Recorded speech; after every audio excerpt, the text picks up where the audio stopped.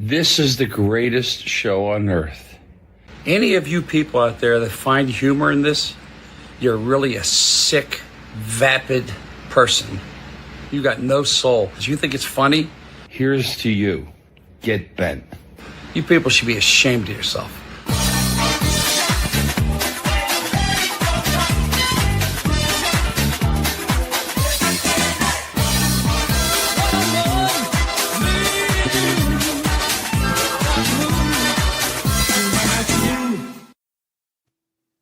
Fantastic. Boy, every time I hear that song and Frank's wonderful greeting to the world and his kind words, I tell you, it's beautiful.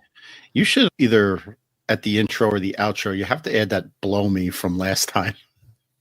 I was thinking about doing that. I know. I got to figure out how to put that in. He says get bent, which is great. Nobody says that anymore. And he gives the middle finger when he says it too, which is not for our audio listeners, but it gave me a chuckle. It always does.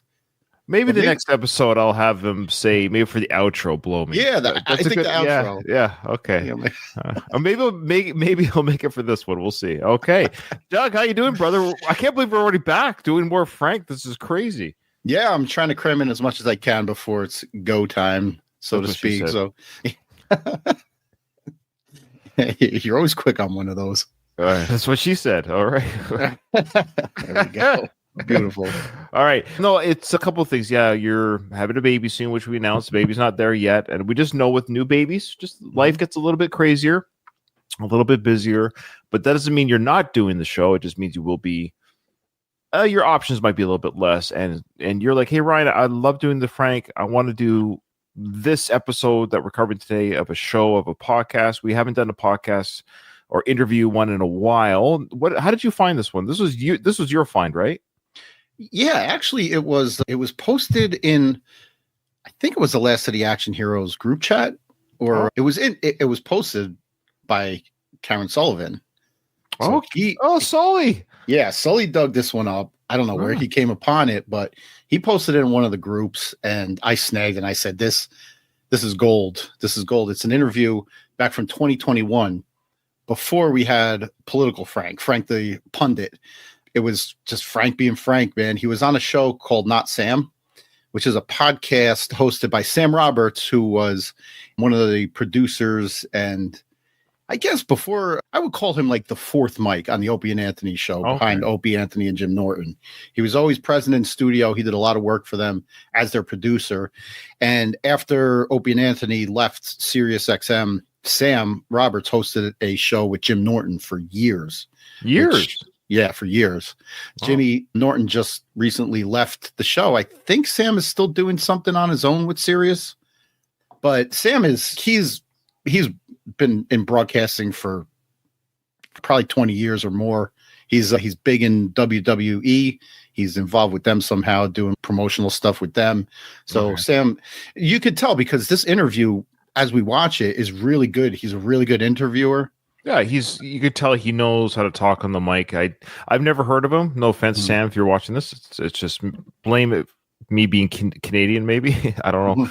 I didn't listen to XM radio or Sirius radio. I didn't listen to that, but I'm aware, of course, of the Howard Stern. I've heard of Opie and Anthony, of course. I hear Opie's doing really well lately, though. I don't know how he's doing. I heard he's doing pretty good. But Sam, I feel like I've heard the name, but I think there's a rock and roll artist called Sam Roberts too. Am I getting that confused? I think there might be a band. It's possible. Okay. Unless you're deep into radio, you might not know who he is, or Opie and Anthony. Obviously, every Opie and Anthony fan knows who Sam is. Okay. He has a very distinct voice too, which seeing him on screen as he's giving this interview, his voice does not match his look at all. I saw some earlier clips on his channel because I did see his YouTube channel. It does have a lot of subscribers, but his view count, it's more than ours. This isn't a slight, but I was just trying to figure out who he is. Who is this guy? Because this is Frank Stallone. Who is this guy? So I was trying to figure out Sam Roberts, who is this guy as well. And he has 375 subs on his channel, but his videos average anywhere from 1K to 5K, which is great. So I'm thinking, why the disconnect between number of subscribers and viewers? At least our channel, we get more views and subscribers on our channel, which is weird, which is great. We only have 19 subs, but we average 50 to 100 views per YouTube video. So I'll take it. So we get like more views and subs. Anyways, that's just on our YouTube page. But the point is, he did early, like I saw his early videos. Yeah, he was big into wrestling. That was the majority of his audience. I would suspect like 10, 12 years ago, he was interviewing people from McMahon to The Rock to Mankind. So those are big names in wrestling that he had on his radio show. So I suspect a lot of the early subscribers would have been those. But no, he seemed like a good interviewer. And I think, Doug, this interview with Frank took place during the pandemic, I think, is my understanding. I don't know what it looked like, because it was 2021. Yeah, for our listeners, it says February 8th, 2021. Yeah, so in the pandemic days, for our listeners and for our audio watchers, of course, for our video watchers, of course, as well.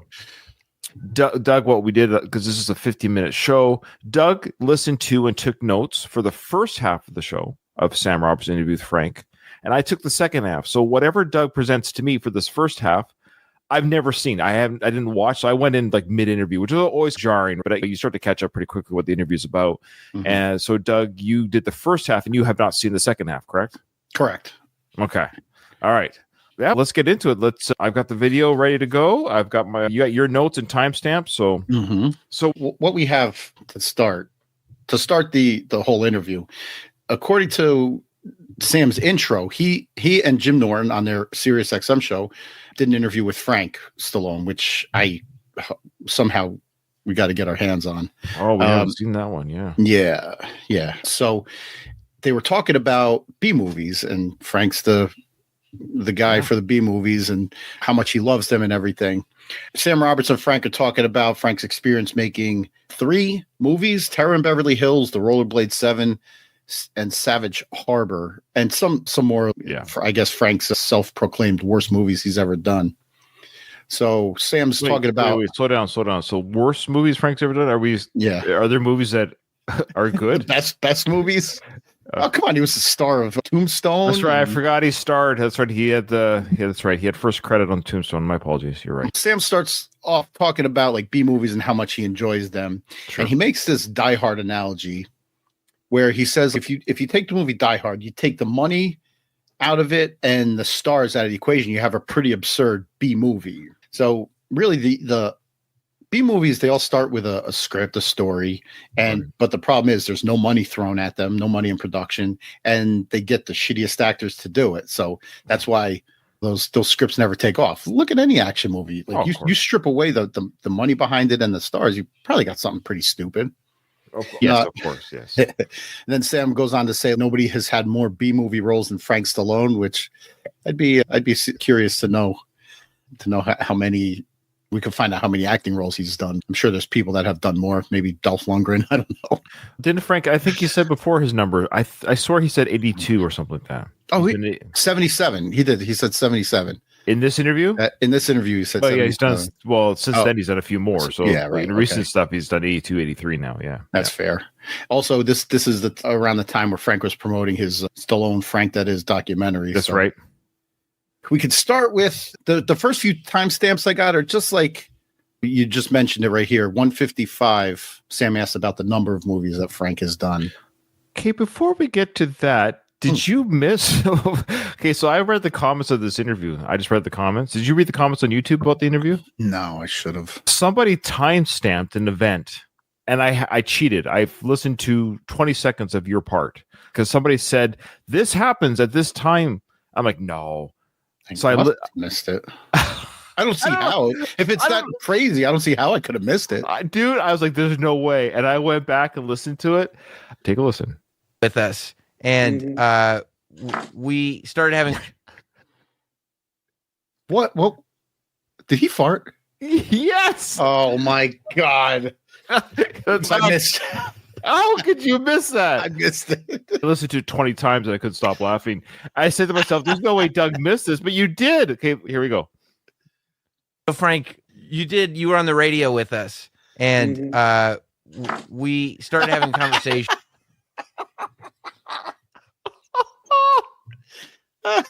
Maybe he's just shuffling a deck of cards. No. One more time. In case our listeners and viewers don't believe me, there's no way he didn't sharp that. Like it's not wet. Did they have a mic next to his ass? Like it's crazy. Dear listeners, tell me I'm not wrong here. So Frank, you were on the radio with us, and we started having conversation. I just love the and you hear a little bit of a grunt. You hear a little Yeah. All right, thanks everyone. This has been another episode of the Frank Stallone. Who is this guy? We should have ended Might with be that. it might have been the funniest That part should of have the been video. our closer. Oh, that was his opener. You know what Oh, I'm saying? God. All right. So what time do you want me to go to? It doesn't matter. After that. It's right after the shirt. Here it is. And our time ran out. But towards the end of that conversation, we started talking about some of the bad movies that you've done. Because you said, and it was pretty mind-blowing, it was like you've been in 77 movies, which is an amazing career. But you said as much as Rocky's on that list and Staying Alive's on that list, and there's a lot of good ones, you said at least 55 of them were terrible. No, I'd say 70. All right. See, this is my favorite version of Frank. He's a little self-deprecating. Yeah. He still doesn't have like the social decorum that normal people have. He comes out and says some stupid things. Sharp. But I miss this Frank. We got full on political Frank, and that's just, it gets tired. It gets tedious. But this is my favorite Frank. Self-deprecating. Says 70 out of his 77 films are horrible. Although I think he's being a little generous to himself. It might be so. 77 or so. But yeah, I miss this Frank. It was a good Frank. I agree. A little self-deprecating Frank. Yeah, here we go. Nice. Consider them works of art, Sam, because you consciously could not go out intentionally to make a movie that bad. Exactly. So it's a form of a film noir. Yeah, I think so. And in all these movies, right, what occurs to me as I'm watching them is that you know, again, he's talking about the movies that he's been in. I don't know if this is specifically talking about the first movie they start covering, which is Savage Harbor. But he comes out just and says, you can't intentionally go out and make a movie this bad. And I don't think anybody does. For you try to make a good movie, but then it turns out bad, and then it gains a cult following after that. I hear you, and I don't disagree with what you're saying. Like, generally speaking, I agree.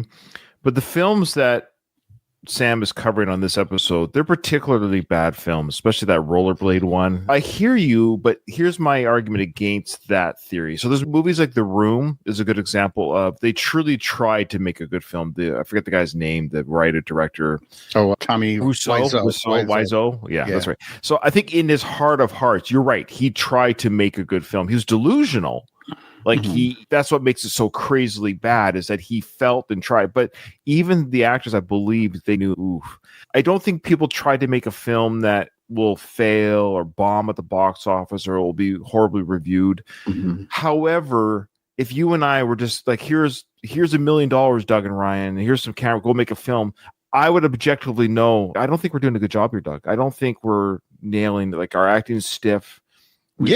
So I hear what Frank is saying to a certain degree, but he has to be savvy enough to understand that Rollerblade 7, whatever Death Squad movie that he was in, there's no way he objectively did those roles or those films thinking to himself, yeah, this is Die Hard, this is Rock, because he's been on the sets where they are good films, if that makes sense. Okay.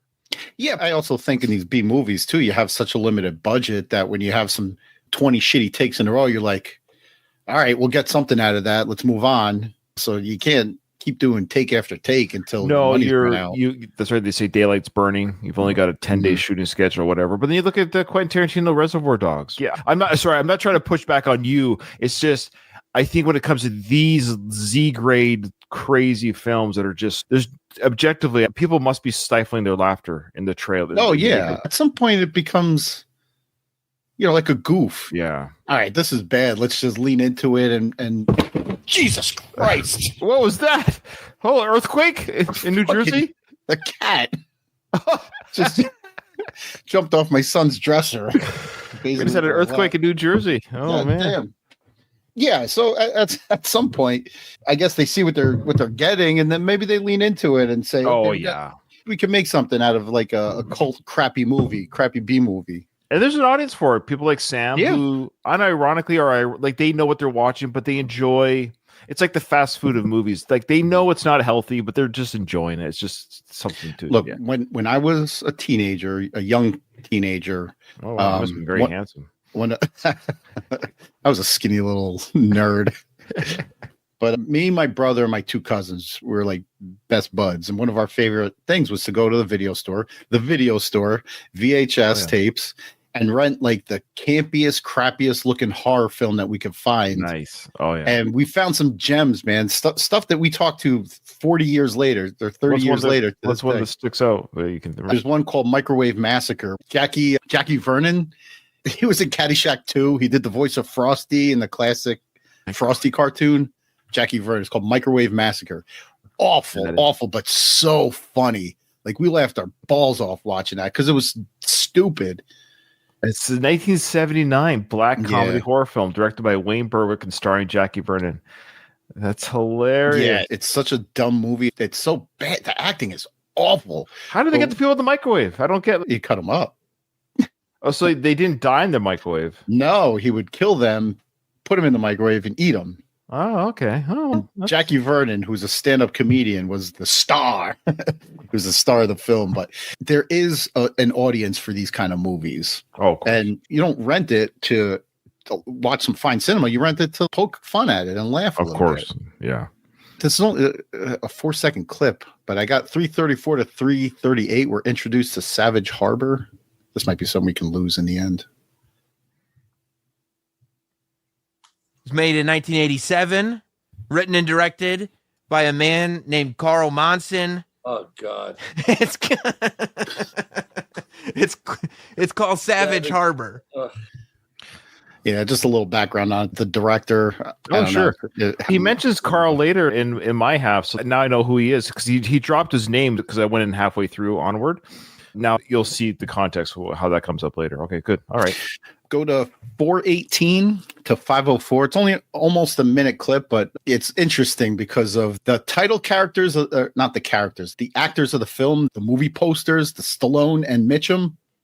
Okay. You can imagine where this goes. And he's directed a movie. He was actually a nice guy, but so I was doing it with Christopher Mitchum, Mitchum. And so we knew where it was at. We knew what these guys were up to. Okay, let's get Stallone and Mitchum, put them in a movie. And of course, if you ever saw the poster or the VH box across the top, Stallone, Mitchum, huge like this.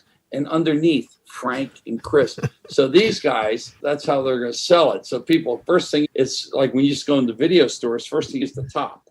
Yeah. Which is the title. Stallone and Mitchum are, oh my God, Sylvester and Robert Mitchum. And then, of course, they were let down when they see our names. Not that we were bad guys, but it was totally. Yeah.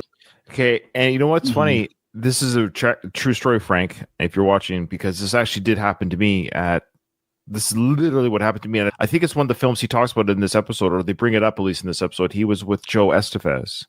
And I'm a huge Emilio Estevez fan because of my love of course, Breakfast Club, Young Guns films, of course, Young Guns films, but everything else. He's Breakfast Club, even the Mighty Ducks. And I just followed Estevez's career. Free Jack, boy, I could list them all back in the 80s and 90s. I loved his films. I just enjoyed Emilio. I liked his style on screen. I thought he was fun.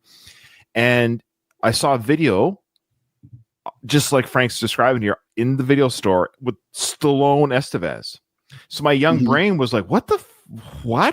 How did I miss this? I'm a huge Sly fan back then, of course. Rambo, Rocky, you name it back then. So I'm about 12 to 14, whatever I was, going through the video store. And I'm like, how could this be? And this is actually when I probably truly learned of Frank Stallone. The irony is, like, I might have known Sylvester had a brother at the age of 12, like maybe somewhere, but did I really believe he was an actor or in movies? I don't know. But I picked up the video box, then I saw the little name above Frank Stallone and Joe Estevez. And I remember thinking to myself, oh man, they totally wish.com me. Exactly. And that has to be the reason for doing that. So you pick up the box and you say, all right, maybe I'll get it and check it out, instead of the 99.9% of people that would put the box back and say, what is this shit? But Chris Mitchum is Robert Mitchum's son. Yeah.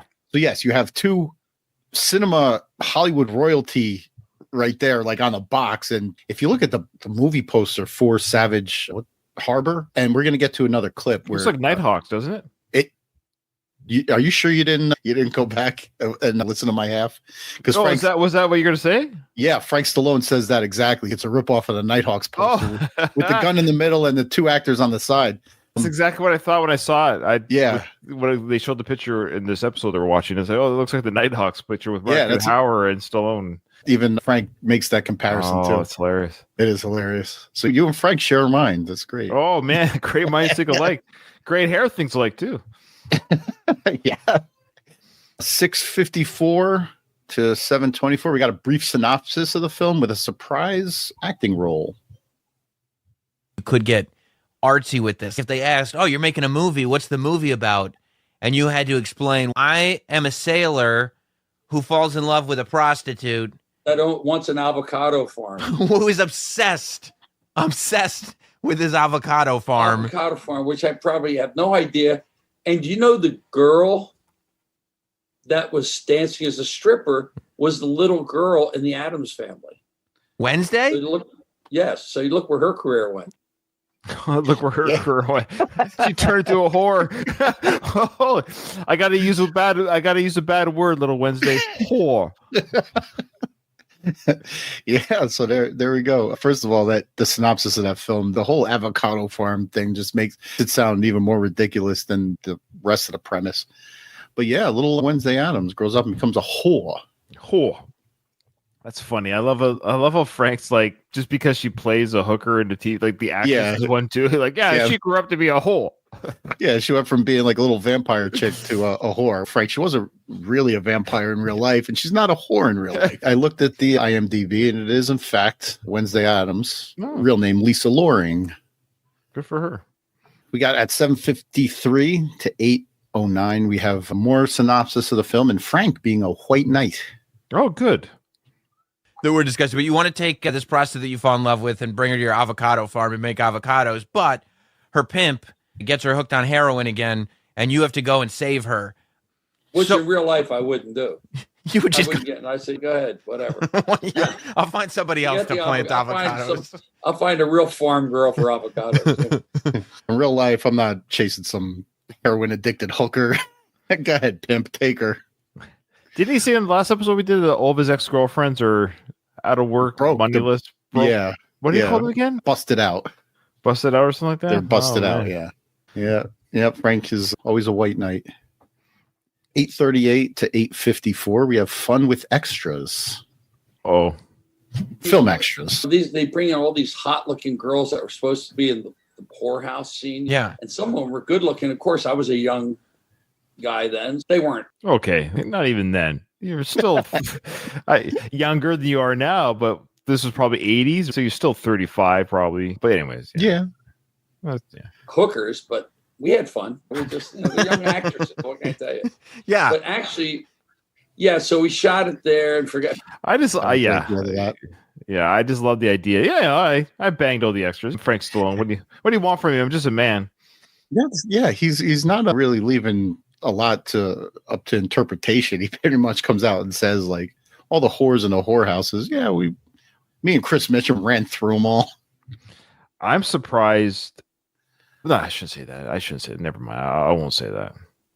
Actually, what I will say is I'm happy to hear there hasn't been any allegations in Frank Stallone's life that I'm aware of. Yes, correct. And that's good. So good on you, Frank, because that's an unfortunate stain that a lot of actors and actresses can have in the industry. You don't hear of any smear or essay accounts or anything. So good for you, Frank, and all your fun time with adults. It sounds like you've kept it above board, as they say. So it's commendable. People get lost in that shuffle all the time, and it's sad to hear. But good on you, Frank. Honestly, we really truly mean that. I got a clip that's about a minute long. It starts at 9:51. It's about another movie that I think we need to dig up somehow. Yeah, I thought about listening to this episode. He's talking about these movies that he's talking about with Sam. It would be I wouldn't mind doing maybe one or two of his big movies. Like he talks about Barfly, which I've never seen, that he legit is proud of, and I can believe it. I wouldn't mind seeing something like that, giving an honest film review. That's something we can do for the network. But life's too short to watch them all. I saw a couple clips of the movies he talked about on YouTube just to see, and they're so hard to watch. I have a hard time watching bad films. Even though I know it's a movie, even though I know it's supposed to be fun, but even for me, bad films are still for me hard to watch. I'm not Sam Roberts. Yeah. Some people can do that and really get a kick out of it, but I do have it's hard to explain, but I agree. And the only reason I'm saying we got to dig this up is because of who's in it. Oh, and okay. who directed it. Oh, so that's what he's about to talk about here? Yeah. Okay, fair enough. But there's one movie you probably missed that might be. I cannot. Only thing I had was a VHS of it. Yeah. It is maybe put it this way. I went over to my brother's house one day and I showed it to him on the screen. We were on the ground in a fetal position, convulsing, laughing so hard, called Billy Lone Bear. Billy Lone Bear? Oh, God, if you can find that. All right, I'm writing it down. Shot it up in Calgary. And it's Brian James, good actor. Charlie Napier, who played in Untouchables. Mm-hmm. Yeah, Untouchables. Colonel. Mm-hmm.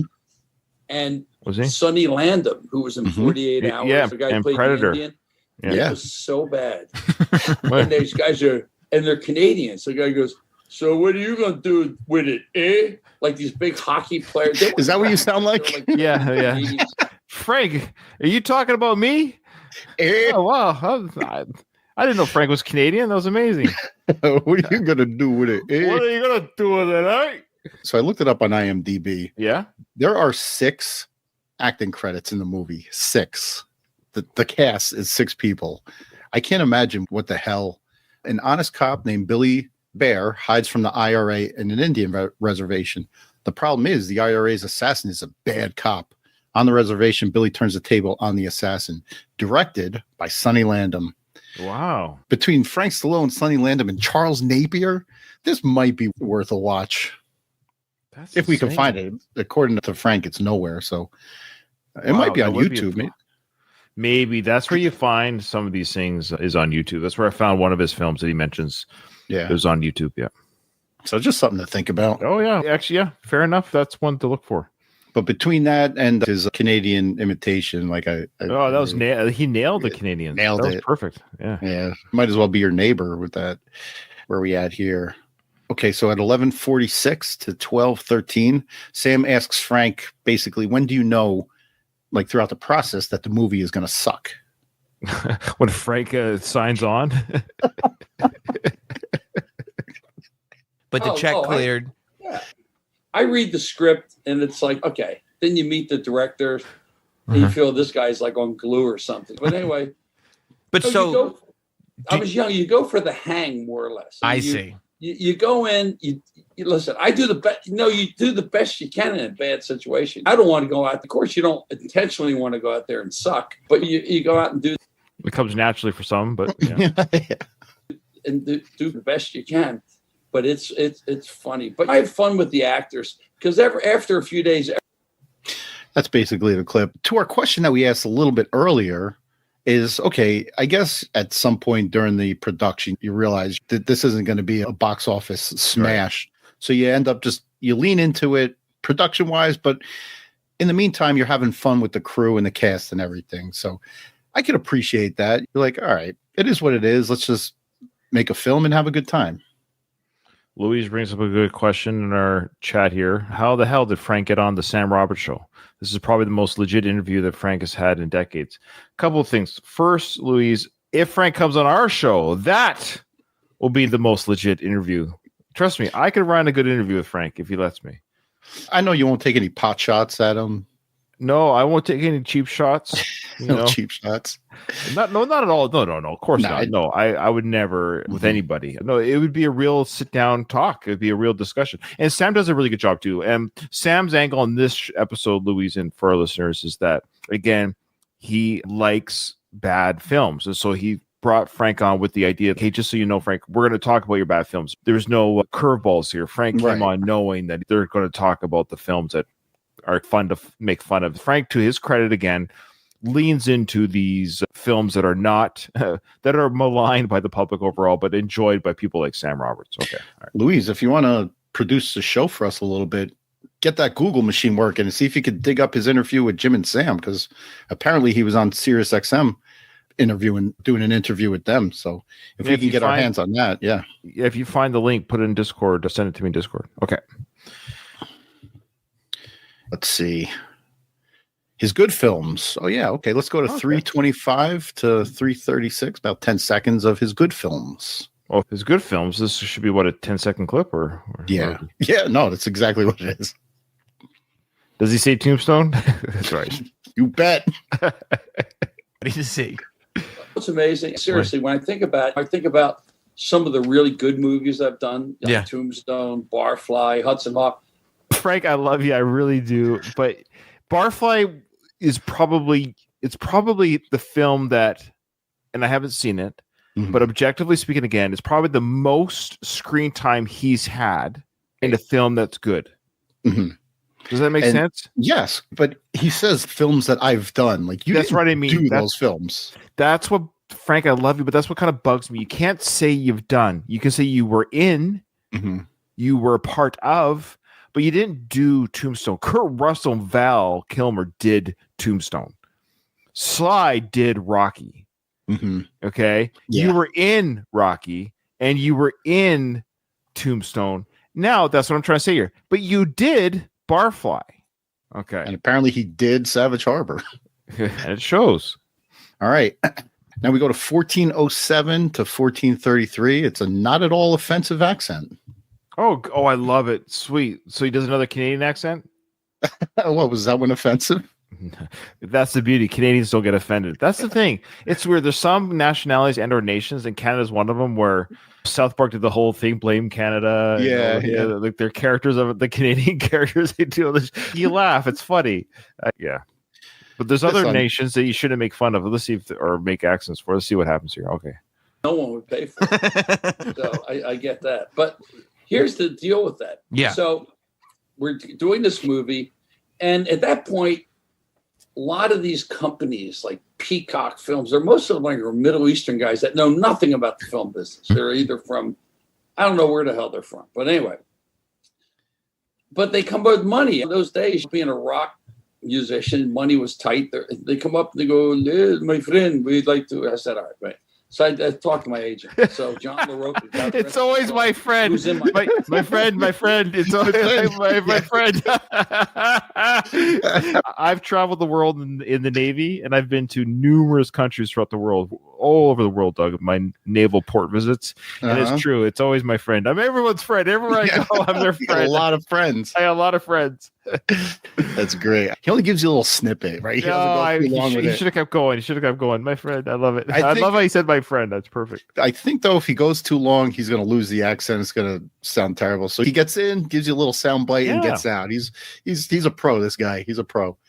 All right. This is a quick clip. It's only 6 seconds. It starts at 1440. And my note is, one of what guys, Frank?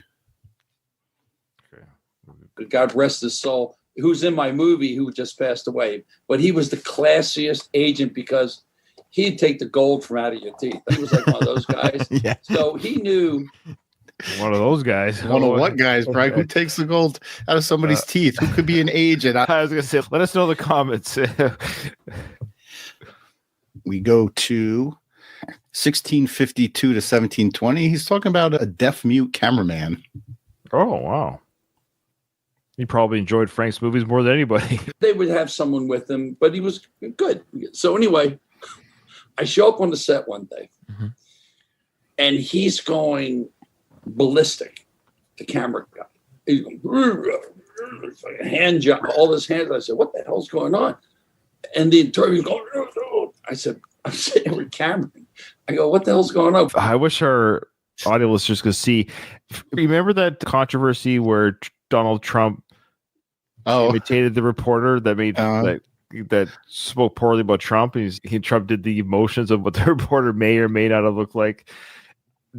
Frank did his Donald Trump doing the same thing. Like he's imitating a deaf mute person's actions. Just kind of like flailing his hands and going. I don't know. Is that what deaf mutes sound like? I guess I act like they flail their arms in frustration. All right. Yes. Showed up. He goes, these people, the film company Peacock Films, they forgot to bring the film. Okay, 50 miles out of town. That's good. So the deaf mute is flipping out because he has no film to put in his camera. 1737 to 1808. We got more totally non-offensive stuff. Oh, sweet. In my 50 years in Hollywood, I've never seen anything like this. So I said, I'm going home. Yeah. Because by the time they got back, And they go, oh, no, my friend. I said, nah, I'm out. So my manager took the brown bag with the cash. I went home. I said, when you get together, call me again. So we come there next day, and there's craft services, and they have all their family there sitting in our director's chairs eating food, like with the, I don't know what the hell they wear, those things in the Middle East, or you can see this much of their face. I said, what the hell is this? Was this the Last Supper? What the hell's going on here? So I said, no. Okay, you know what's funny? I was watching your half for the first time, right? Yeah. And Sam Roberts, he runs like a structured show. The idea is he's bringing Frank on to talk about bad films, the bad films he's been in. He tries, definitely in my second half. Mhm. So it looks like he's having the same issue in your first half. He tries to steer Frank back to talking about the films and the because he really wants to hear about the process, and he asks real questions like, did you have a script, or what was it like? He tries to get like the behind the scenes with how these films are, like, how do they become the disaster they become type thing. But Frank, he's a storyteller like his brother. They got to tell stories. It's always the stories, and it's not quite the stories that are about the films. What are we talking about here? Yeah, I'm getting the same sense from your first half. And even though Frank has aged 4 years since this interview, it's still like he still has that stream of consciousness that I talk about all the time, where he just, something will snap in his brain and he'll just go off on a tangent that has nothing really to do with the conversation at hand, but it's just that his brain fires something into it and he goes off on a tangent. Yeah, but he's just loaded with that Middle Eastern stuff. He's my friend, where's my film, my friend? All right, at 1913, we have the comedy rule of threes, the offensive version. Is this number 3? We know the comedy rule of threes. Here we go.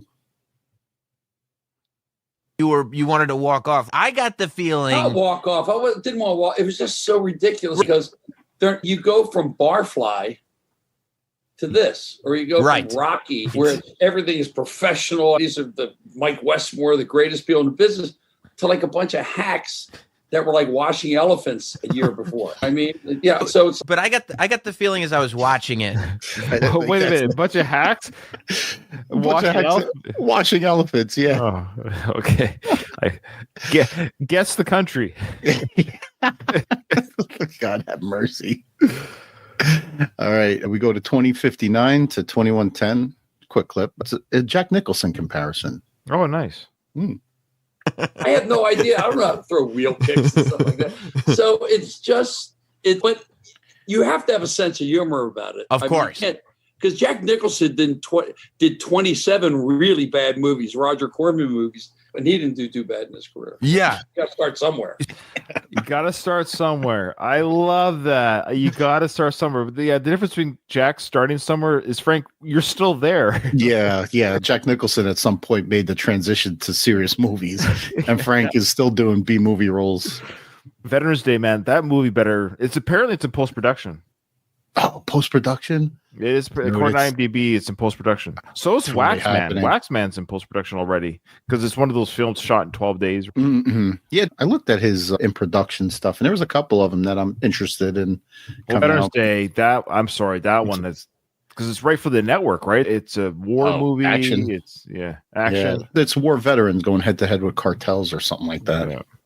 2312 to 2331. Favorite line. I'm not sure what this is, but let's check it out. That fans like the most. You still have the line that fans like the most. Which is that? The line that I like the most is when your wife is worried about you, and you look at her and I didn't you even go, know I had a wife, did I? Oh, wait till you hear about your wife in this movie. First, I'll tell you the lines, and then I'm going to tell you about your wife in this movie. So when you look at your wife and you go, maybe you didn't hear, Hack Stone don't kill so easy. I was like, oh man, God, that is so great. That is great. But the line that everybody loves. Maybe you don't hear Hack Stone. And you don't bathe either. So he's talking about a line. This is the second film that we're talking about now, The Terror in Beverly Hills or something like that. Yeah. If our audience is tracking these bad films that they're talking about, sure. Yeah. I mean, bad movies are built around these one-liners. So I could totally imagine Frank, like, in earnest, delivering a line like that. Hackstone don't kill so easy, or Hackstone was his character's name. Oh, man, I love it. We go to 2344 to 2407. Frank don't remember. So we got a little taste of that before. Where I had a wife in that movie. Frank's having a little problem with his recall here. What's the other one? The line that everybody loves, that I've seen like little snippets of in every video on YouTube and everything, is when the chief of police is like yelling because he's such an angry guy. This character, he's just cursing and yelling all the time. And you look at him and you go, bullshit. That's Cameron Mitchell, isn't it? Yeah. The police chief. Yeah. I go, and that's what I say? Yeah. Bullshit. Bullshit. So let me tell you about your wife in this movie. So again, completely clueless.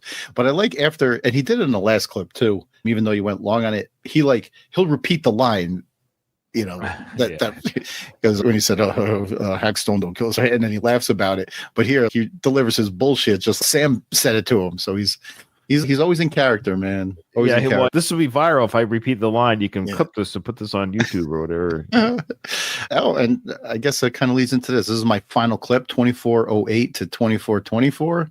Always performing. Oh. Because I'm glad you forgot, because it is the weirdest. I didn't even know I had a wife. So you have a wife and a child in this movie. And it is Stallone don't kill too easy. I'm going to tell that to a girl next time. Frank Stallone don't kill too easy. It's a great line. But tell that to a girl. Hey, you're on your first date with this girl. Just by the way, I don't kill very easily. Whoa. Yeah, I don't know. But he had to repeat it. He had to repeat it 2 more times. All right. Always a performer. Yeah. You got time for my half, Doug, or what? Yeah, let's do it. I hope so. I've got a lot of notes. You're very good at your timestamps, by the way. I'm not as good. I apologize. So mine are like general areas. I don't know why I do that, because I think I get lost in what I'm listening to. I'm like, oh shoot, I think that happened 10 seconds ago. Okay, you're very professional, Doug. Boy, maybe I purposely like Awakenings. I think I purposely like you're not even involved as an actor. Yeah, they could have easily just added those scenes in, while you were at home. Sam's basically just explained Frank's whole career. You don't even need to be there. In fact, Frank, it's better if you don't show up to the set. I think we will just get somebody else. That's hilarious. Anyway, so that's how that started off for me when I started listening to this interview. Who is this guy? That's funny. All right, next clip. And then they would call you at home, and it was great. It was great. No wonder they made a documentary about my career. How would you survive this? So that was just a plug about his documentary. This is where he's taking the mick out of himself, which we talked about at the beginning of this episode, where this is fun Frank just saying, that's why they're making a documentary about my career, because Frank Stallone, who is this guy? This is full on self-deprecating Frank. So he laughs at his own documentary. It's also a bit of self-indulgent Frank too, because it's a mystery why they made a documentary out of your career, Frank. Did you ever see Along Came Polly? That Ben Stiller, long time ago. Yes, I've seen it the one time when it was first released. But yes, yeah. Where Philip Seymour Hoffman's character was like a child actor. He was in one movie that was big, and then him as an adult, he's still holding on to this one film that he was in, and he hires like a True Hollywood Story crew to follow him around and pretending like E-Channel is making a documentary about him, but really it was him that hired them. So I kind of getting a little bit of that here, Frank. Oh, that's good. I like that. Now, Doug, have you ever heard of the movie Debbie Does Dallas? I have. Okay. Have I seen it? Maybe. I actually haven't seen it. I think I've seen snippets just out of curiosity, just see what is this film that everyone, it's the how would you label it? It's the Titanic or the Star Wars of porn films back in the day. It was the biggest porn film ever, all right, when it was in theaters. Anyways, he references the budget of the Rollerblade movie. I forget what it's called, like the Seven Samurai Rollerblade movie or whatever it's called. That's the I don't know what it's called. It's in the the Rollerblade 7. Was it like a Seven Samurai? I think so. Now that I say that out loud. Anyways, he talks about the budget and he compares it to. It's very similar. So bad. That might be one of the worst movies maybe ever made. It was made in the San Fernando Valley. It was so cheesy. We're talking about beyond low budget. If that movie cost $20,000, I think Debbie Does Dallas, like just the opening scene, costs more than this whole movie. Okay. So I did a quick little research. I didn't get the budget for Debbie Does Dallas. It didn't come up, but they said at the time the average adult film at the time cost about $20,000 to $50,000. the rollerblade film he's talking about was actually a budget of $600,000. So, Oh wow. yeah, it actually had a pretty big budget. So, all things considered, the first 10 minutes of Debbie Does Dallas cost them $6,000. So, his film was much more expensive than Debbie Does Dallas. I'm sure Debbie Does Dallas has a bigger return than way Rollerblade bigger 7. return. People kept coming back for more. All right. I hate you. Clean up in aisle 3. All right. Hold on. Louise got back to us. I looked through all of Jim and Sam's YouTube page and didn't see a clip of Frank. I can't seem to find it anywhere else either. Oh, wow. Okay. Well, thank you for doing the work for us, buddy. Thank you. The check's in the mail, Louise. All right. Here we go. Frank, does it tell the truth about something? Here it is. I wanted to ask, because so it's Donald G. Jackson, who also directed Hell Comes to Frogtown. Well, doesn't that tell you right there in the movie? Hell Comes to Frog. So Hell Comes to Frogtown was a movie directed by the same guy that did the Rollerblade film, who stars Roddy Piper. Roddy Piper's famously in that film. Famously? Yeah. Oh, yeah. I knew that. Oh, really? Yeah. Okay. I've actually heard of that film for real. But he talks about Roddy right here. And the Did you person ever see that? I've seen Hell Comes to Frogtown. Yeah, Is it bad? Look, Roddy Piper, he was great in They Live. I did a movie with Roddy Piper. What movie? It was great. I forget. I don't know if it ever came out. Oof. Okay. So I love Sam to his credit. What movie? Because he's ready to write as he's talking to Frank, he's actually writing down things. He's writing down, I want to get that movie. I want to see that movie. So Frank goes, I did a film with Roddy Piper. And Sam's like, oh, which one? He's about to, and goes, I forget. And then he says they haven't released it yet. So I searched, and there was no film that they filmed together that wasn't, let alone they were never in a film together. There's no way that they filmed a film together to have it not released. It just never happened. So Frank is just blowing some smoke. He wants to fit in. The closest thing I could come to was that Hogan was in Rocky 3 and Hogan and Piper were together. That was jeez. It's a 6 degrees of separation thing. I think so. Okay. Now, Sam asks or talks about Zen filmmaking, I believe it's called. So Zen filmmaking, I didn't know this, so thank you, Sam, is the idea that when they start making a movie, there is no script. You just set up the cameras, and it's almost like Curb Your Enthusiasm done poorly. Yeah. We're going to have a fight here to fight for save the girl from the bad guys. Go, start talking. It sounds like the way they did Mission Impossible, but Brian De Palma with Mission Impossible, he started with the action scenes where he knew the action set pieces, and then he built the story around that. But this seems different. This might be a little bit different. Zen. I think it's called Zen or Zed or Zen filmmaking. They did it through what they call Zen filmmaking. Do you remember them talking to you about Zen filmmaking? No, only thing I remember is the filth around the bathtub. Okay. Toilet not being flushed. That's what I remember. So he's talking about the bathrooms were horrible that he had to use on set. There's rings on the bathtub, and the toilets are full of shit. Listen to what he says about the writing, and this I had to look up. Well, I don't think that was Zen. That's not that Zen, to tell you the truth. That's Zen bathing. But they said Zen filmmaking is the way they make film where there is no script. And they just have... What a surprise. The dialogue is unbelievable. It was written by Clifford Odets. So he says it was like the film was written by Clifford Odets. So I'm like, oh, is this like a really bad like playwright, script doctor, or what? Who is this guy? I looked him up. No, he was a very world famous, well-known playwright. Like he's a very good writer. So it didn't make sense because the scenes were written by, or the dialogue was written by Clifford Odets, but that would make it good. He makes the weirdest connections. Yeah. So I don't know if he was going for something. He should have picked a different author. This is a good author. It didn't make sense. Oh, he just says here, this is the first of 2 times where he tells Sam, you should have me back on. And I went to the YouTube channel, and Sam never had him back on. So here we go. It's amazing. These guys, I don't know how they get these movies done.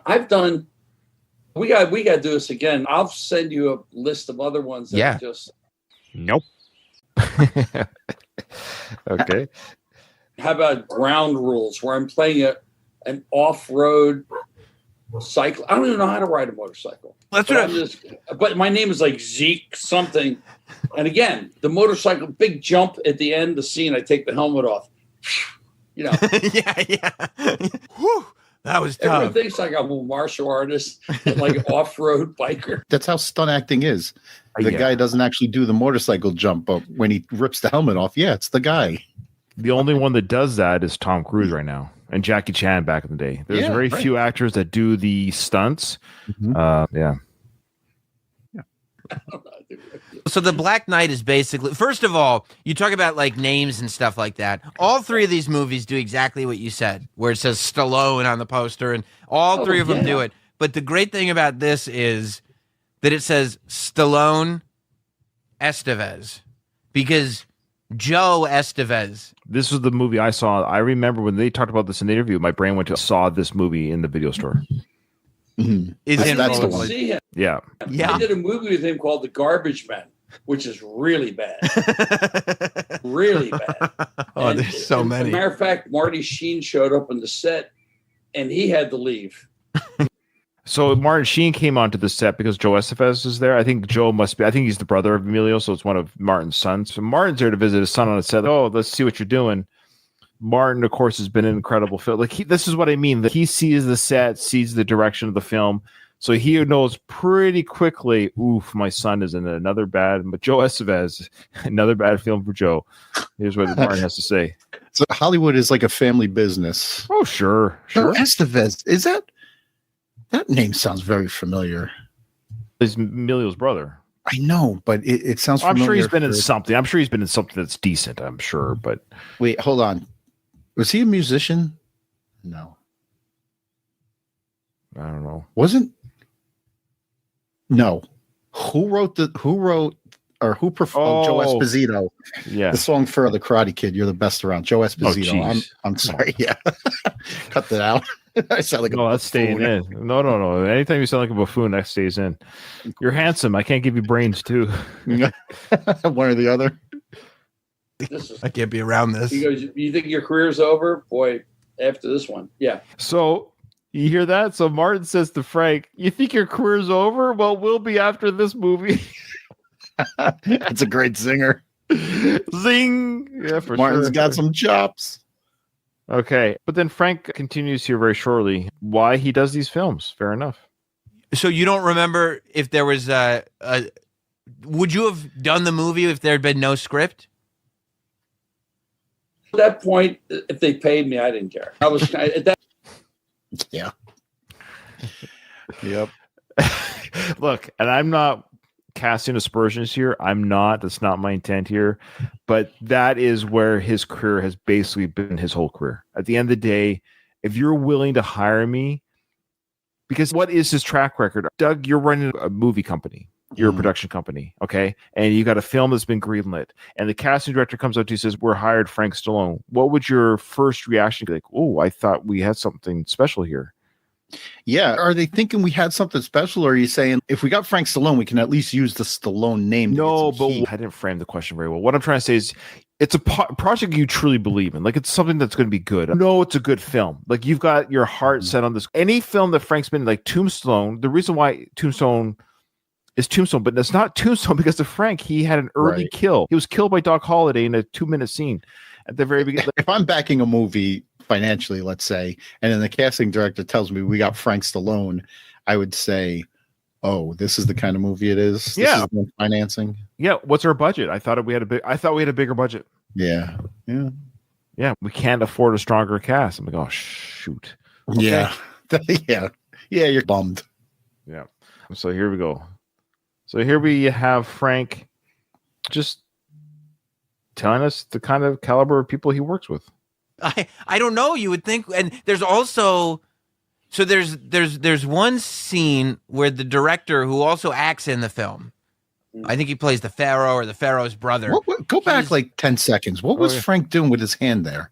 Oh, so there's one scene where the director who also acts in the film, I think he plays the Pharaoh. This is purely for our YouTube listeners, but what the hell was that? He was like jamming his thumb like the side of his thumb up to his nose. What were you I think it's smelling? like smelling. I think he's smelling something on his thumb. Yeah. He checked it from that fart before he checked. Oh, I checked think his so. I other- think he was sitting on his hands maybe during that.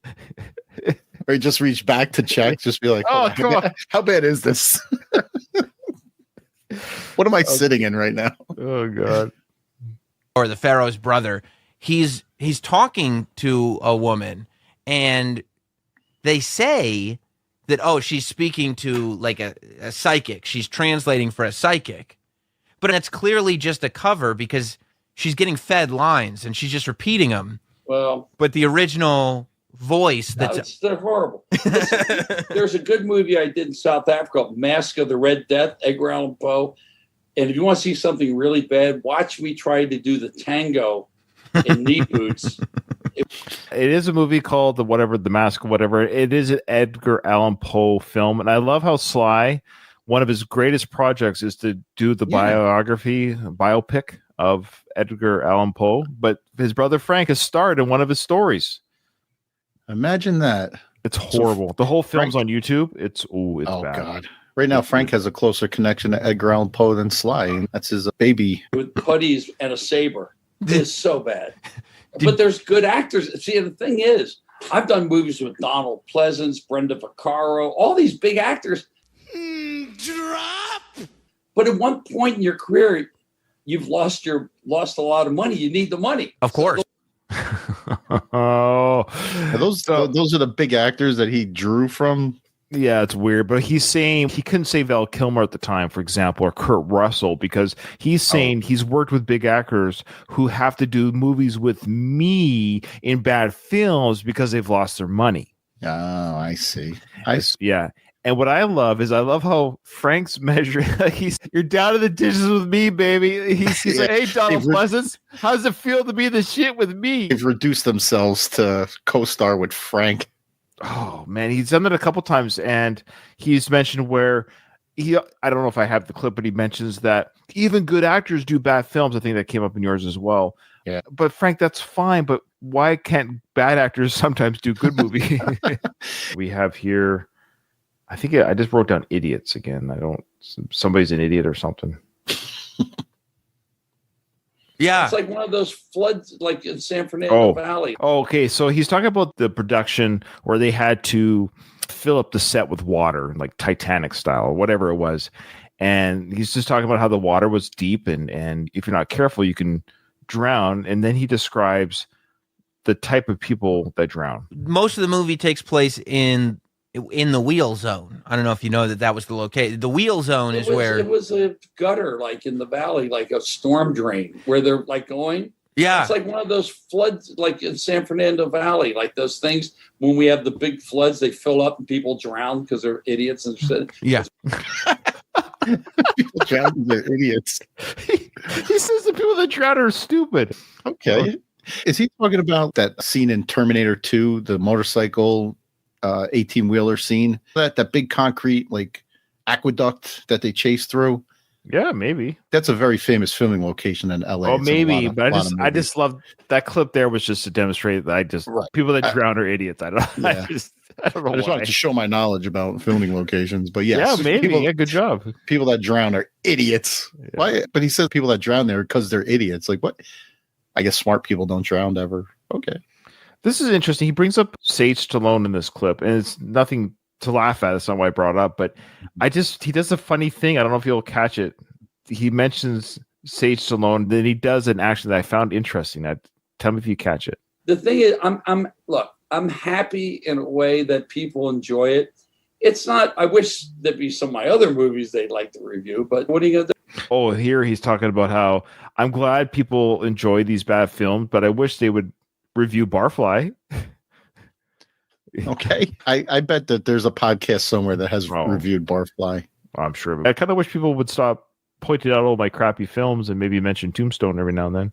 That's not a Frank Stallone vehicle, though. I know. It's okay. I think it's fun. And I love the idea. So I love being around young filmmakers that said, wow, man, that's really cool. I said, whatever floats your boat, man. This is my favorite stuff. I'm not going to sit here. If you Oh, so this is Sam will say here. I'm serious. I actually enjoy these. I didn't bring you here as a goof. Being 100. My late nephew Sage, this was his thing. He was one of the founders of Grindhouse. Yeah. And he went to Italy and he bought a collection of maybe the worst movies you could ever find. And I got to find out where they are. God rest his soul. But there you go. Did you catch that? God rest his soul. Knock on wood. Yeah, what was that? Have you ever seen that before? God rest your soul, knock on a wood or table? Is that a thing? I've just never seen it before. Knock on wood is when you like to prevent jinxing yourself, like saying, I'm going to live for 100 years, knock on wood. I went back a couple times to catch it. He goes, God rest his soul. He goes, yeah, that's bizarre. All right. God rest his soul works, yeah, but why the knock on wood, Frank? Because he's dead and you're not, you're knocking on wood so you don't join him? Here we have Sam started saying this. That's what I was saying before. He started saying, I genuinely enjoy your bad films type thing. That's why you're on the show. And he revisits what he started because Frank interrupted him as per his whole interview. Yeah. Things happen in life, maybe divorces and stuff like that. They need the dough. Yeah. Oh, yeah. He talks about again why they're doing these bad films with divorces. That's why they need the money. Oh, yeah. And Sam, he assures Frank that he's here legit. And then, and you justify it at the time. Yeah. But like we're saying, like you let years pass and 30 years later, we're still talking about it. And I'm sitting here telling you, like, I'm not yanking your chain. Like I'm telling you, I want to talk to you about these movies because Sam, but you know, I love them. At the end of the day, it's like when yeah, I like that too. Snark. So tell me if I'm wrong. I don't think Frank listens to what people are saying. No. He's waiting for his next moment to speak. He's waiting for his next, because Sam just said, hey, just so you know, it's a pleasure to have you on. I want to talk about your films. And Frank's not even responding to that. Oh, he's ready for his next story, but he's gearing up for it. So he's got a hockaloogie. Justified at the time.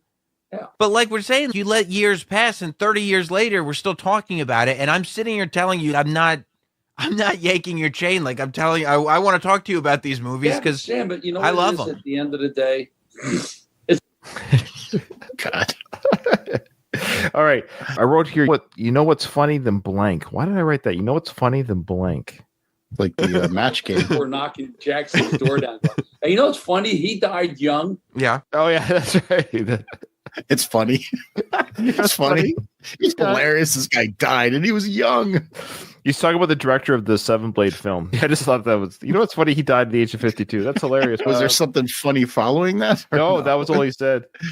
He just said he died of a heart attack, but it was actually leukemia. That is hilarious. Heart attack, leukemia. You're right, Frank. That is funny.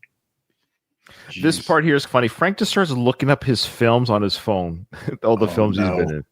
He grabs his phone and just starts using his phone. They don't have the budget to blow up a car.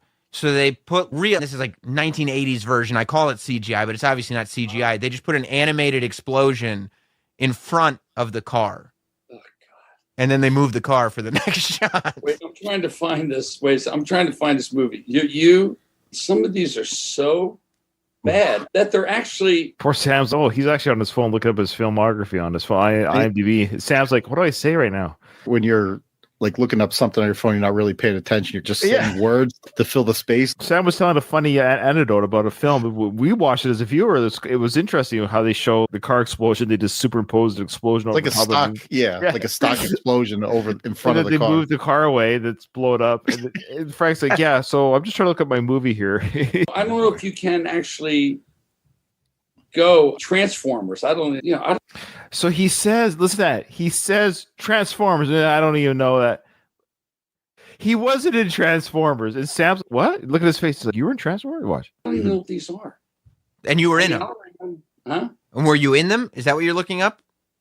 Yeah. Oh, my God. Wasn't it like a video game or something you provided the voice for or some Transformers bullshit? He wasn't in Transformers. Even rock you, celebrity. Some of these things I don't even know what they are. So do you go back and watch them? Are you the type that's I need to get the Rollerblade 7 series because I need to see my work? Interested? No. Wouldn't you want your own film collection, like just for prosperity? That's tough. I'm on the fence about that. I've heard actors say when I used to watch actor interviews all the time. I don't care so much anymore, but when I was growing up, I did a lot of Stallone's on the Tonight Show, whatever, Van Damme, and I watched these things. And then So just to hear celebrities say, "Oh, I don't like to watch myself on film," I think, "Oh, that's kind of like pretentious of you." Now that I do my own stupid podcast, I hate looking at myself. I hate it. Yeah, I can. So I don't know if I would have my own films. I think films are different than podcasts, but I hate watching myself, so I can get people not wanting to watch themselves. You got a guy like Frank, though, where this is your legacy, right? And if once everybody forgets about it, it's gone. But if you have the actual copies of it, that can be passed down. I don't know. The longer I talk, the more dumb I sound. But it seems like you'd want to keep your collection just for prosperity. But yeah, I guess. Well, yeah, you can give it to his kid. Pretty well-known actors, and he would just hog all the lines. Yeah, that's what I love. Like, I love the idea. They could never get in a movie, right? They would never. They get a few bucks and they do their own movies because they couldn't get an acting job. And I just wrote ironic. Yeah, interesting point. And he's biting his finger because I think he's realizing, no, the only reason I have any kind of acting jobs whatsoever is because of my brother. Yeah, he's grimacing a little bit because he knows that hurts. That hurts his soul. He proudly states there that he never went to professional film school or acting classes or anything. He's self-taught. It's like, if you want to be a doctor, you got to go to medical school. If you want to be a lawyer, you got to go to law school. If you want to be an actor, you just got to find some cash and you can get it done. You can get it done. But I'll tell you, I kind of like the fact. I think I was a somewhat natural actor because I've always been a bit of a ham. Yeah. But learning on the job was actually quite a bit of fun. Okay. So no offense. That's not how it works. Look at the actors from Marlon Brando, I'll talk about his days, to Paul Newman. You know, they just sauntered on the set. Marlon Brando was the king of method acting. He started it. There's a reason why his name is in the echelons of the acting world, because you don't just saunter on the set because you're hammy in public. That's not acting. One doesn't translate. No, because he's saying, I'm a performer. I tell stories. I'm good at a party. Okay, cool. You're entertaining. You're an entertainer. So you're a music guy. I get it. But that doesn't translate with like Leonardo DiCaprio in The Revenant. Really? Leonardo does a great job in those films because he's hammy? Because he's good in a crowd? No, it doesn't work that way. Sam did make a funny point there too. When he's all you got to do is show up with some cash and you can be an actor. And we've actually seen, I don't remember which movie it is, but the people who buy their way or bid their way in. You can buy their way in. That's those movies that Frank is in. Yes, people do buy their way in. They become producers or whatever, executive producer, and they get a spot on the movie. It's like a GoFundMe for the film almost. The good news is, after Frank watches our podcast, because I think he does watch our show, I don't think we have to feel bad about ourselves anymore. Frank explains why. And so I'm making a little fun of myself. But the thing is, if you can't really, I know it's a trite saying, but if you really can't laugh at yourself, some people have no sense of humor at all. There you go. There you go. So Murphy's fair game. It's all good. If you can't laugh at yourself and your own, and look, I laugh at myself. You have to be able to laugh at yourself. Yeah, you can't take yourself so seriously. And it's good because we have no hate in our heart towards Frank. All the stuff that we say about him is all in jest. He's a mockable character. We take advantage of that. But it's refreshing to hear him say that about himself. Absolutely. We got the green light from you, Frank. Thank you. Got the green light. And one last clip. This is my last clip, because the other one, the clip, he says again to have a thick skin, so it repeats himself on that. He talks about, and I think the reason why he's doing this, I'm not speaking for Frank, but I was analyzing why did he keep bringing up thick skin and laughing at himself because we're nearing the end of the interview, is because he recognizes this whole hour he's done nothing but talk about the shitty things he does in film. And I think there's a part of him like, but it's all good. It's all good. Oh, you got to laugh at yourself. Life is funny. So we're going to talk about Barfly? Yeah. Because he actually asked, I didn't clip it as well, but he asked Sam at the end, who's your audience? Who's watching this? He's still afraid that he might be getting trolled a little bit. I think that's what it is. So he's been a little bit of the Sam's like, no, it's just people that like bad films. That's who's watching this. People who like not to make fun of, who unironically enjoy the bad film experience, like Mystery Science 3000 type people. They're the ones who will enjoy this interview.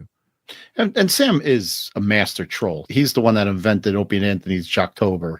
So, oh, really? He's the one that did it? He's the one that brought it to the show, where every October, for those people that don't know, Opie and Anthony would review a a radio show. This is way before podcasting. So they would review a radio show and just point out how mockable it is, all the stupid radio bits that morning radio used to do back in the day.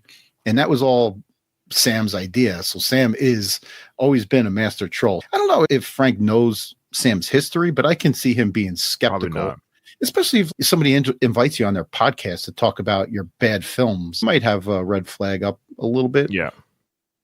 So I think he's disarming the comments by saying, I am laughing at myself. I'm having fun. It's all good. I did it for a couple bucks. I recognize that. It's all for fun, blah, blah, blah. But don't forget, I worked with Donald Pleasance. And then last clip here, Doug, why do you think Frank does movies? Why do you think he does movies? What do you think you would say here? For the love of the game, man. I just love being in front of the camera. I love showing my art. No? Am I wrong? But see, I have a warped sense of humor to begin with. Mm-hmm. So I get it. I thought Oscar was great. It's so hammy. I'm not, I didn't come from Juilliard. I didn't come from RADA or stuff like that, or USC. I came up with nothing. But I've had a lot of fun. Let's face it, like rock and roll, when you're a young guy doing movie parts, you're there to meet the chicks. Oh, jeez. Yeah. Okay. That makes sense. I will agree with you, Frank. I like Oscar too. Oh, come on. I had a lot of fun with that episode. Yeah, it was fun to discuss that one. But there you go. That's why he does it not for the love of the game or the art. He did it to meet chicks, and he does. Man. Yeah, sure. I'm sure there's a lot of people that try to get into acting for that specific reason. Frank actually did. So hats off to you, buddy. Yeah. All right. This is the first time we've done an episode, I think, Doug, and this includes with time with Dom as well. I think where we went back in time, we've done his Instagram, so it's always current. I think this is the first sort of back in time, going to the Frank vault a little bit of interviews. So I think we'll probably do that again in the future because there's other interviews that he's done. I think might be worth investigating with other shows and what have you. That might be worth investigating. I was a little nervous about doing that because I'm thinking to myself, what would he talk about that would be fun to discuss and riff on? And I guess when it comes to Frank, we shouldn't be worried. I think this was a perfect journey back in time. I've honestly, man, I love doing the current Frank stuff, but it's all politics. Because since Trump's win in particular, you're right. Since Trump's win, it's been it doesn't even matter what side of the fence you're on. It's exhausting. Yeah. And we'll get snippets of real Frank where he's not talking about politics. And I appreciate that Frank so much more because he's candid. It's not rehearsed. He's not trying to make a political statement. It's just Frank being Frank. And this in particular, this trip back in time was a perfect diving into for us. And Sam Roberts was a professional interviewer. He did a great job handling Frank, even though there's no pulling the reins on Frank when he starts going off into his stories and interrupting you to say his piece. But it was fun. I like this one.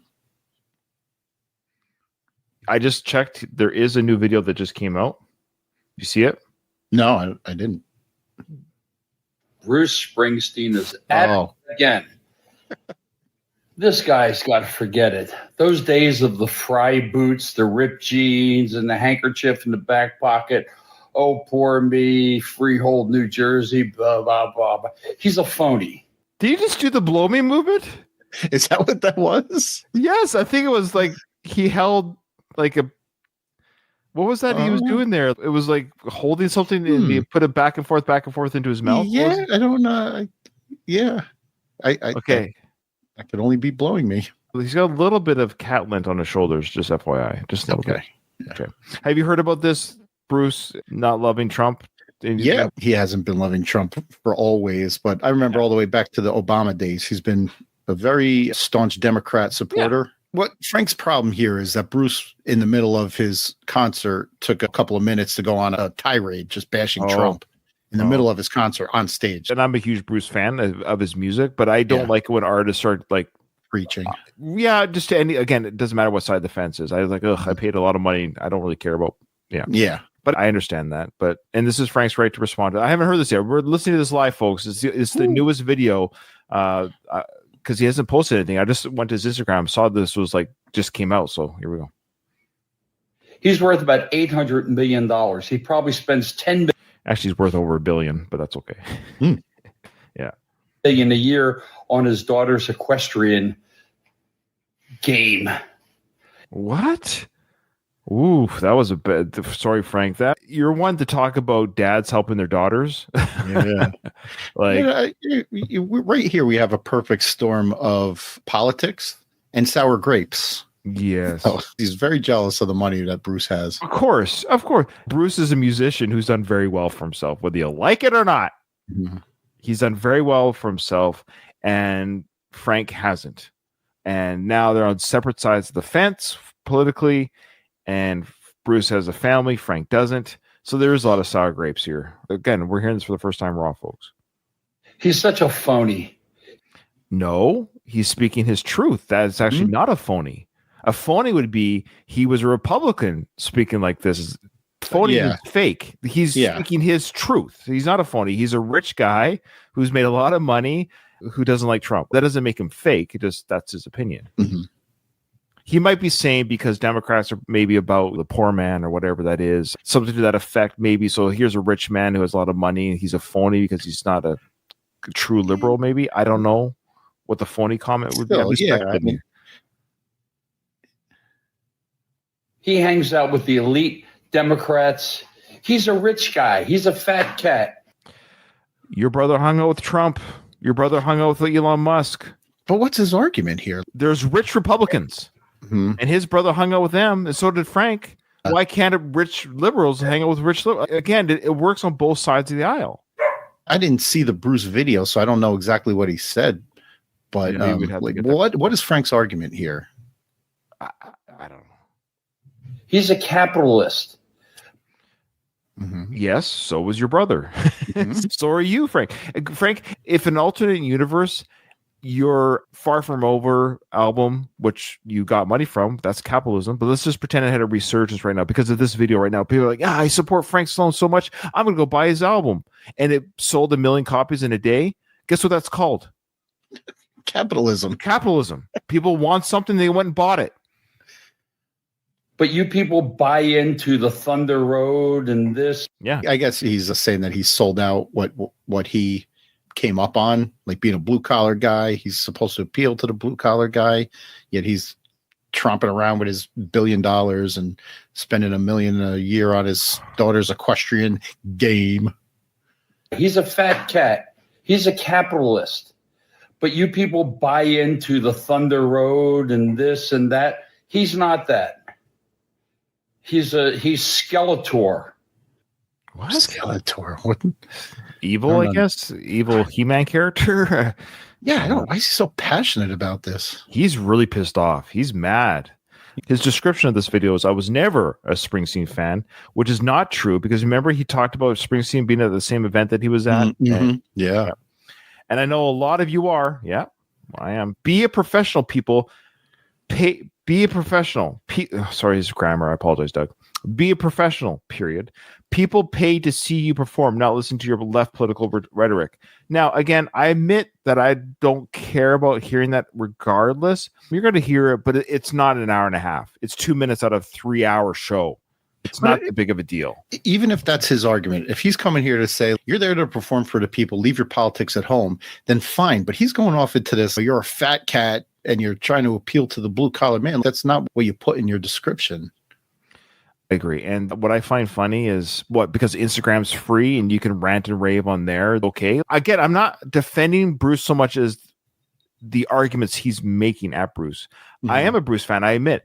And I'll say it again. I'm not a huge fan of the politics on stage. However, Frank, Bruce doesn't go on Instagram. He doesn't go on Instagram and say the things that you say. Shall we repeat everything that he's ever said on his Instagram about, he's been very vitriol. He's a Democrat. You see what I'm saying? Yeah. So it's allowed on Instagram, but whose rules are those, Frank? You get what I'm saying? Yeah. Because it's free on Instagram, the message is better? It doesn't make any sense. So what? Bruce wants to do it on stage? If people, guess what? Capitalism, Frank, ironically, is that the fans don't like it. Capitalism, the very thing you don't like, apparently, would make people not go to his show. And then you don't have to worry about it. If Bruce is screwing over his fans by not being a professional, by talking politics on stage, then the fans will speak with their wallets and not show up. But after 50 years of doing this, because he's always done this, the fans show up anyways. He goes on to say here, grow up. You go to a foreign country and put down your president. Be a professional, not a brown noser. Who's he brown nosing? The other nation? Yeah. Oh, maybe the other nation. I was thinking the other rich people in music. I guess The elite. And to be fair, Bruce has also criticized Trump in the United States too. He's done it everywhere. Right. With the Telecaster. Wake up, folks, please. These guys get up there, they're embarrassing. They're embarrassing. No, I don't think he's embarrassed. I just wanted to talk.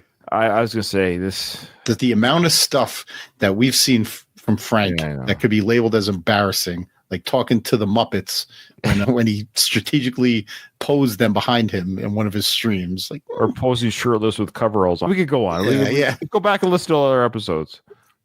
Woodstock's over. Wooden ships have left. What? Wooden ships. Wooden ships have left. Woodstock's over. What? Peace and love isn't around anymore? What? Come on. He's pissed off. Yeah, he is. He's really bent out of shape. He is wearing a News Nation swag, though. You see that?